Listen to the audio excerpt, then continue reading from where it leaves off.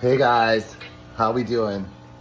We're here. We're in Dad's Test Kitchen, and we're coming to you today by request. I got a request to say, hey, could you make some more content for Dad Vibes? Specifically, we want to know how to make Dad's pulled pork, the Italian pulled pork specifically. And so here's the number one rule about cooking. Number one rule: first, have some coffee. So that's what we're doing right here. That is something that I learned the hard way. If you don't have your coffee, if you're a coffee drinker, you don't have it, things can go wrong. But number one rule, if you have your coffee and you're making Dad's famous Italian pulled pork, very few things can go wrong. Very few. It's very simple. It's so fun, and it's really good. It's really, really good because it's so simple, and it's very good. But first, coffee. Okay. All right, coffee, check. Next thing you're gonna need is a clean kitchen. You wanna start with a clean kitchen, you wanna have clean tabletops, countertops, you wanna brush everything off that may be on the tabletop from breakfast or whatever. You wanna put everything away, brush it off to the floor, sweep the floor. Beginning with a clean kitchen is number one rule. Number one rule, clean kitchen, because if the kitchen is clean and you have the coffee, it's gonna be so easy and so fun. So easy. And so good. And so good. So, what else do we need besides a clean kitchen and our coffee? Well, pretty simple ingredients, but I would say you wanna start here. You wanna get the pork shoulder boneless Boston butt. And this is a smaller one, 6 pounds. You can get 9 pounds if you wanna feed a small army, or if you wanna freeze a lot like I do, that's fine. Then you wanna look at some seasonings. It really doesn't matter which seasonings you use. As long as you use salt and olive oil and pepper, it's gonna be good, right? Salt and olive oil and pepper, you're gonna make a paste. You're gonna rub it all over the pork butt after you wash it and dry it. And then you can put in any other spices you want. We're making Italian pulled pork because it's very versatile. But in the South, people like to make it different ways.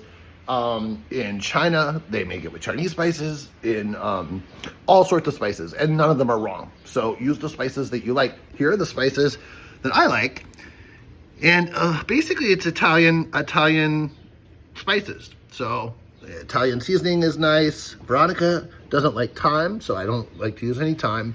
I love marjoram, so I like to use a lot of marjoram. Fennel, sometimes I use, sometimes I don't.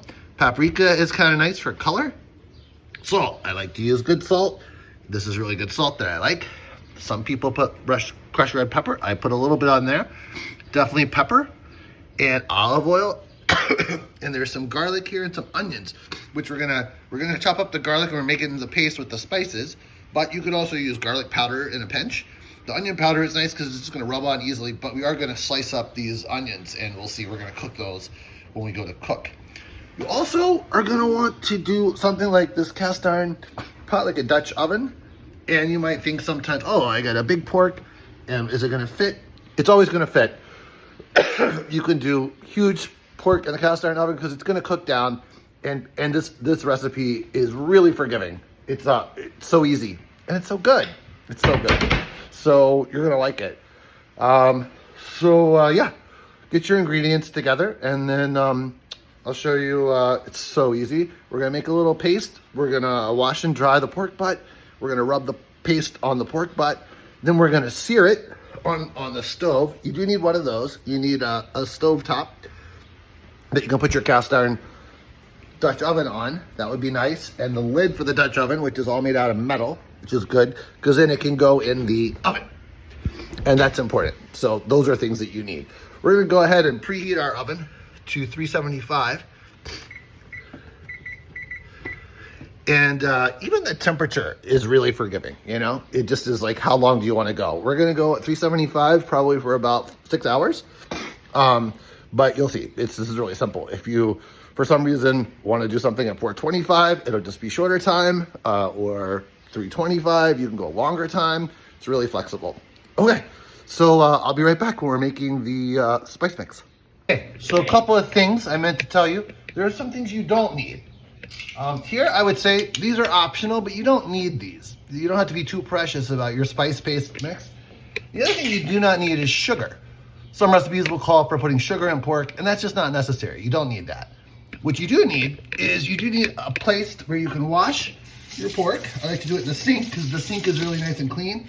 It's very nice to have a chef's knife to cut the plastic off only and to cut up the onions, but you could even get by without a chef's knife. You can cut up the onions with a steak knife if you need to. I understand sometimes you're in a pinch in a makeshift kitchen. The other thing that's really nice to have, paper towels for drying off the pork. But again, those are not absolutely necessary. I've done this recipe without paper towels. You just gotta let the meat air dry and use extra salt to dry it out. But paper towels get it nice and dry and speed up your work time a little bit. So we're gonna use paper towels and we're just gonna blot off all the water. The less water that's happening in the meat, this goes for chicken or pork or anything you wanna sear, the less water that's on the skin, the better it's going to sear. And when it's room temperature first, instead of right out of the fridge, the better it's gonna cook through evenly. So those are really nice to have. Okay, so now I'm just gonna take the meat out of my nice clean sink and I'm gonna put it right into my pot. I'm gonna let it sit there while I use my handy dandy bowl. To make up a little bit of a spice rub. And when I do that, I'm gonna rub the spice rub all over the pork, you'll see. Okay fans, coming at you live. And if I didn't mention, this is by request. One of our fans said, man, wouldn't it be great if we had a recipe for Dad's Italian pulled pork, because it's so good. And it looks so hard, but it's so easy and it's so good. So here we go, we're coming at you live by request. Thanks for watching. Okay, so like I said, we're not gonna be too precious. We could measure, if we wanted to measure, which we don't have to do, we'll just stick with this one, this little teaspoon one, so we don't pour the whole thing in, and we'll do a little bit of fennel. We'll do a little bit of marjoram, because we like marjoram. Right here, we're just gonna sprinkle it on. Sprinkle, sprinkle, sprinkle, because we don't need this. Sprinkle, sprinkle, sprinkle. Marjoram. We're gonna do some Italian seasoning. There we go. We use a lot of that. Sprinkle, sprinkle, sprinkle. Veronica doesn't like thyme, so we try to find stuff that doesn't have so much thyme in it. We use a little bit of this paprika. It's a Spanish style, and like I said, we're doing the Italian version, but it doesn't really matter. We could be using Chinese 5-spice. We could be using all sorts of stuff. Although, we're gonna use a little bit of red pepper. Although, I found that the key ingredients are really onion powder, salt, pepper, marjoram, and Italian seasoning. I think those are the ones that I would use every time. Sometimes more or less red pepper, depending on your crowd. Sometimes a little fennel, if you want to make things a little fun. Different strokes for different folks. You paddle your canoe, I paddle mine. That's my number one rule. Number one rule is, it's just so easy. You really just can't mess it up. It's just so easy. Don't forget the salt. Salt is here. I like to use the nice salt, but any salt will do. Trick with salt is, you can always add more salt. You can't take salt back very easily. So number one rule is, don't forget the salt. Don't go crazy on the salt. And then we're gonna use a little bit of olive oil just so we make a nice little paste. So easy, so easy. And then, what's nice to have is a little spoon to stir things up. But in a pinch, you can stir it up with your clean hands. So this spoon is nice to have. Not absolutely necessary. Okay, so now we got our nice paste. And the ingredients that we haven't used so far are garlic, onions, and our broth. So I'm gonna go ahead and chop up a little garlic. And we'll chop up a little garlic, and we're just gonna mix that into our paste with our handy dandy knife. The way I like to chop the garlic is, I like to take one and just use the flat blade and crunch it down like that, crunch it down like that, crunch it down like that, and then the peeling comes off really nicely. And all you have to really worry about is cutting off the little eye there. I like to put this in my handy dandy little compost container. And then just like to slice, and then chop. Garlic powder, if you need to, in a pinch, is fine. We always tend to have fresh garlic, so I don't tend to keep garlic powder around, but really is not gonna make a huge difference whether you use fresh garlic or powdered garlic in this recipe, because what's gonna make it so good is the pork, and that just makes it so easy. If you're gonna saute something, you wanna saute some nice garlic, you're really gonna taste the garlic there. For this, with this paste, you're gonna get that garlic taste, whether you use fresh garlic or powder. So we're gonna go ahead and take that, and we're gonna put it in our handy dandy spice mix like that. And now, we're gonna use our handy dandy spoon,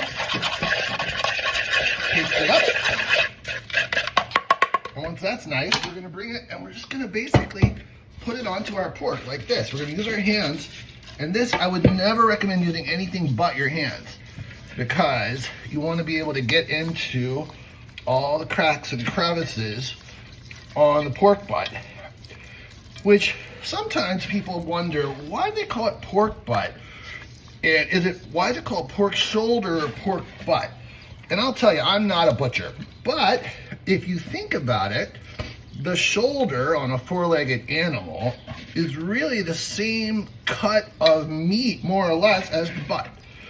You know, we humans walk upright, and we think of our butt as the thing that sort of is, you know, connected to our legs, and it's much different from our shoulder, which, you know, is connected to our arms.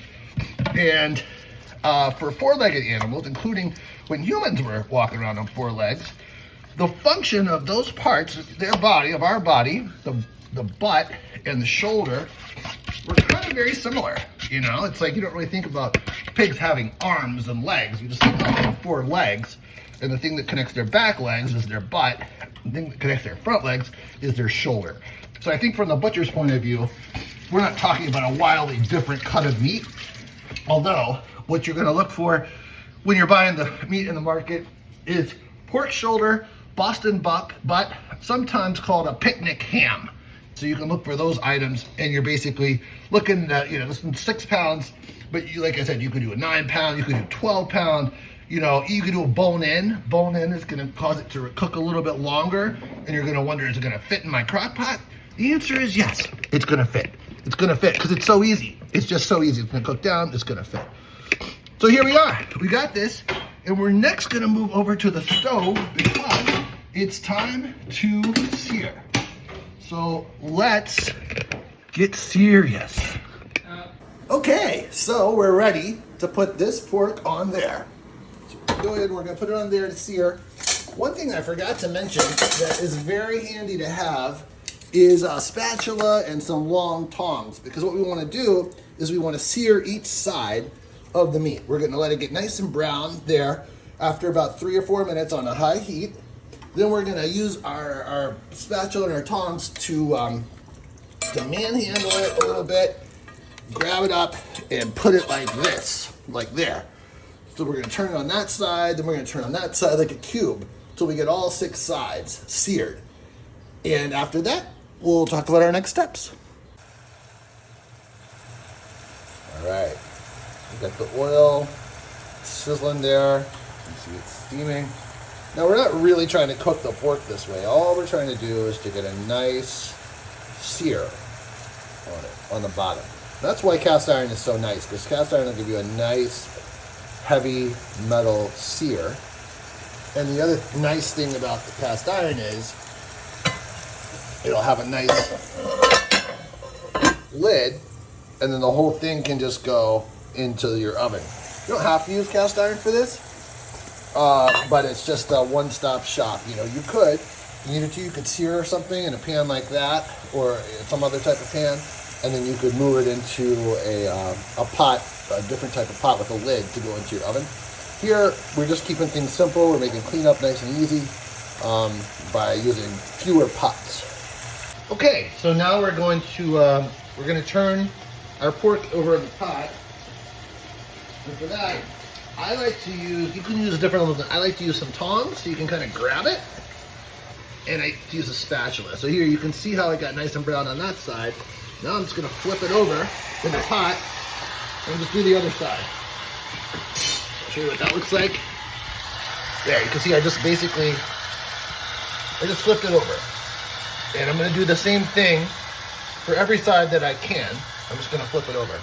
In the meantime, while I'm waiting for that to sear, a lot of times searing stuff, whether it's chicken or pork or anything, steak, it's about patience. You want to keep messing with it. Don't do that. Sometimes with chicken, I like to put the chicken on, and then while it's searing, I like to play a little game of solitaire. You know, just let it sit for about 6 or 7 minutes, and game of solitaire is helpful for that. But in this case, I'm going to go ahead and chop up some onions. So use my handy dandy knife, which is here, and I just like to take the bottom off the onion. I like to take the top off the onion. I like to cut the onion in half, and then I like to peel the onion.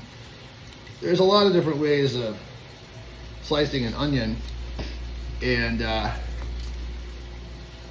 I think there's multiple ways to skin the cat, but the trick is, if you're doing onions, you just don't want to get any onion juice in your eye. You don't want to mess around with your eye, and you want to reduce the number of cuts. So one thing people will do is they'll slice the onion this way, that way, and then they'll do something like this, and then they'll line it up, so then they get something like this.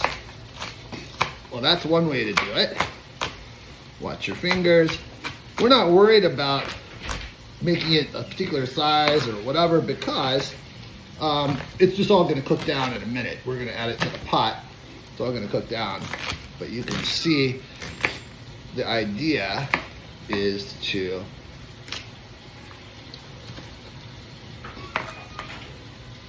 reduce the number of chops and cuts so that you can make fewer people in your kitchen cry. So another way of doing that, sometimes people will just cut one side out of the onion, leave the root side on, or whatever you want to call it. And then I've seen people take a little corner off so it sits down nicely, and then you can make long cuts right into the onion like that. Let's take that guy off. And then once you get like that, you can also make sideways cuts like this. And then you can just cut straight down. And people like that because, again, it reduces the number of cuts in your onion. Usually end up with something at the end you got to kind of deal with, which is fine too. Like I said, we're not too precious about our onions because they're just going to cook down. You're not really going to notice the onions physically. You're not going to be like, oh, this onion's too fat. This onion's not the same size. You're not going to feel like that because the pork itself is going to steal the show. Okay, so now we come back over here and we can see we're going to flip this bad boy again. So let's go ahead and do that. I'm going to grab my meat with my tongs. I'm going to go ahead and use this to lift up and just kind of look around, see what needs to be seared, put it back down, and here you can see what that looks like. We're going to do that. We're going to catch this side, we're going to catch a little bit of that, maybe over there. We're going to do it like a cube. We're going to think about it like 6 sides, and then we'll be done. Okay, so we got all of our onions here, and we're going to flip this bad boy again. That's where we left off. The other thing I did this time, instead of chopping onions, I put away all of our spices that we have already used. So this is number 1 rule for cooking with dads, is clean as you go. This is something I learned from my mom, Nanny. She said clean as you go for 2 reasons. One is you can keep track of what you already used. You may not remember later, oh, did I put the fennel in? I don't know.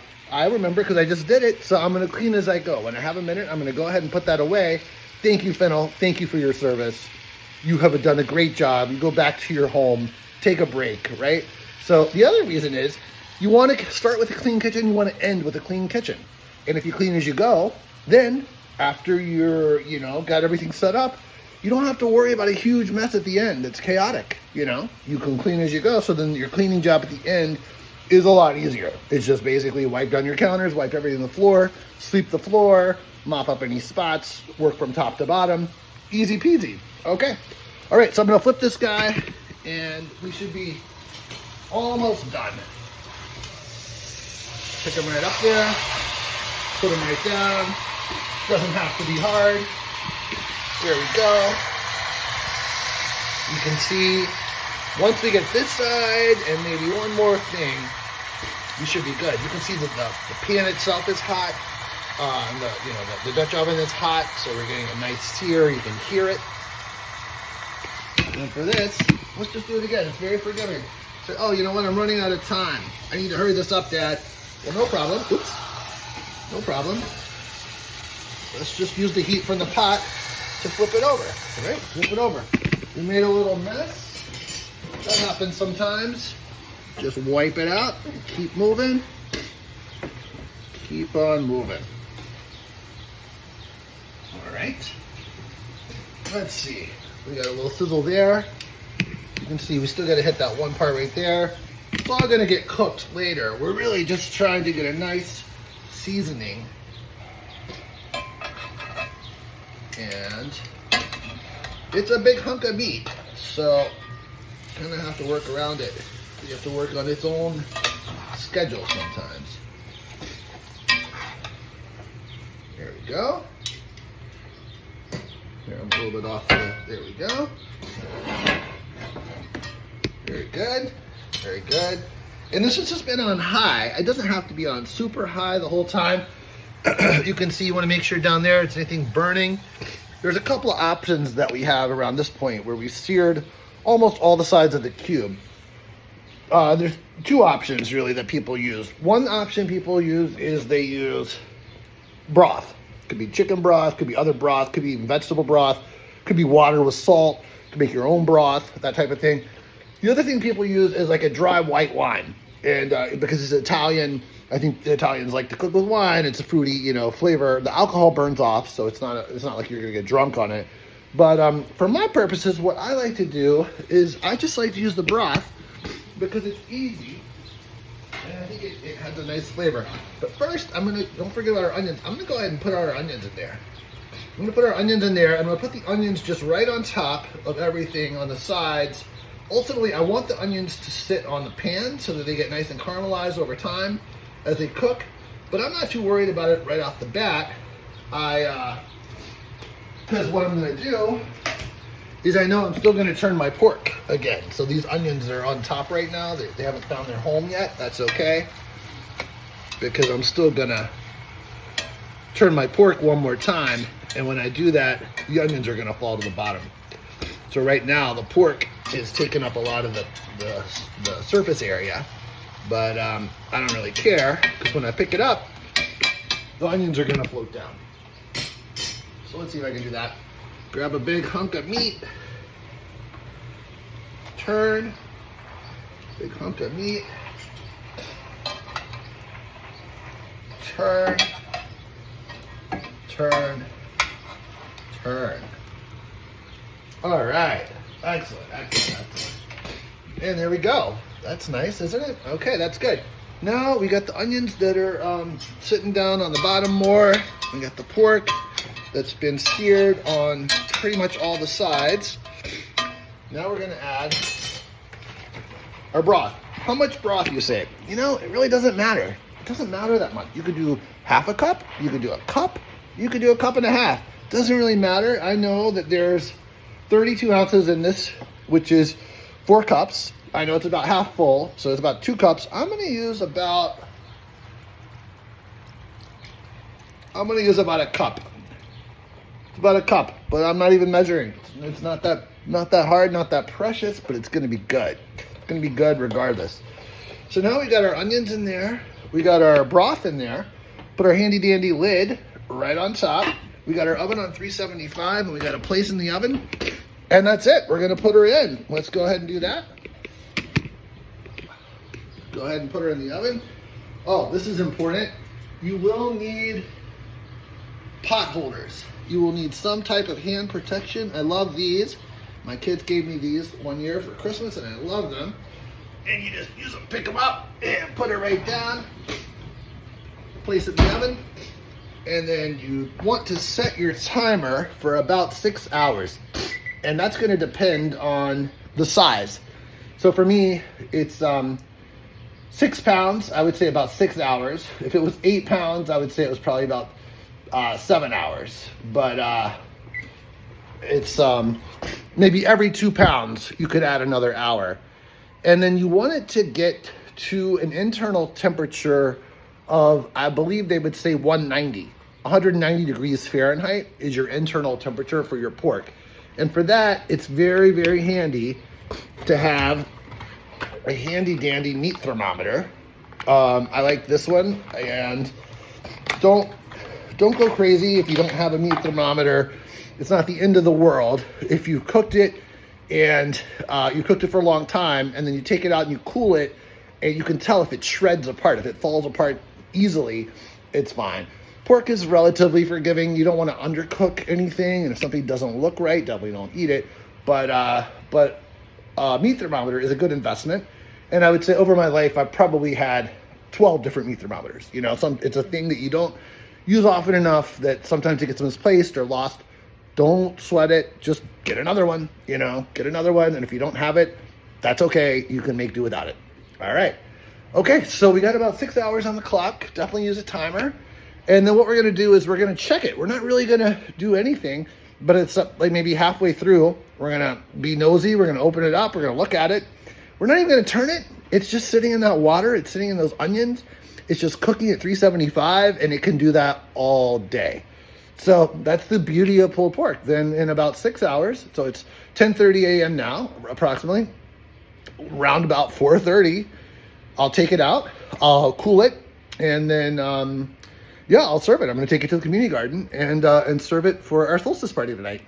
All right. Thanks for watching. I'll see you later. Hey fans. Okay. So we've got about 46 minutes left on the timer. We just pulled it out. We're taking a look at it. Look at that. Oh my God. Look at that. Looks like it's getting crusty down there. All right. Good thing that we looked, because it might be already done. It's good to have a timer. It's always good to check. A lot of things can contribute to cooking times, like just the way that the meat is cut. So we're gonna take out our handy dandy thermometer. 205, 210. Remember what we aimed for was like 190, right? So let's see, that's 210. That's well over what we need. We're just gonna insert it in here and just see if we go like there. All right. But the nice thing about pork is it's very forgiving. We want to take it out. We want to turn this baby off. Goodbye, timer. Goodbye. I'm just going to let it rest. We're going to let it rest for about half an hour, and then we're going to see what it looks like. Just in case you don't have a thermometer in your life, you can always just take a couple of forks and just shred it. Just start shredding it. If it looks like that, if it's pulling apart really nicely and easily, that means that it's good. It's done. All right. So happy eating. Thanks for tuning in, and we'll see you next time on Dad Vibes.